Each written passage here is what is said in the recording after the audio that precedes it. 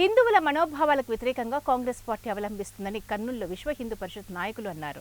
పార్లమెంటులో ప్రతిపక్ష నేత రాహుల్ గాంధీ హిందువులకు వ్యతిరేకంగా వ్యాఖ్యలు చేశారని విశ్వ హిందూ పరిషత్ కర్నూలు జిల్లా అధ్యక్షుడు గోరట్ల రమణ అన్నారు. రాహుల్ గాంధీ వెంటనే హిందువులకు క్షమాపణ చెప్పాలని కర్నూలు కలెక్టర్ కార్యాలయం ఎదుట ధర్నా చేశారు. పార్లమెంటులో హిందువులను కించపరిచే విధంగా రాహుల్ గాంధీ మాట్లాడితే అక్కడ ఉన్న హిందూ కాంగ్రెస్ ఎంపీలు ఎందుకు ప్రశ్నించలేదని ఈహెచ్పీ నాయకులు ప్రశ్నించారు. ఓట్ల కోసమే కాంగ్రెస్ నేతలు హిందువులకు వ్యతిరేకంగా మాట్లాడుతున్నారని అన్నారు.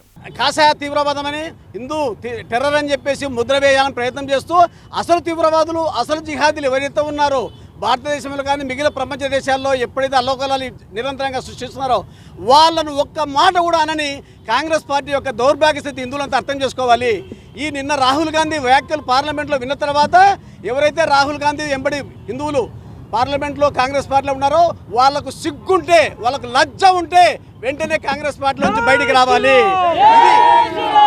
ఇది హిందువులు పక్కన ఉండి హిందువులు తిట్టించుకుంటే హిందువులకు ముందు సిగ్గు లేదని మేము కూడా చెప్తున్నాం కాంగ్రెస్ పార్టీలో ఉన్న హిందువులకి.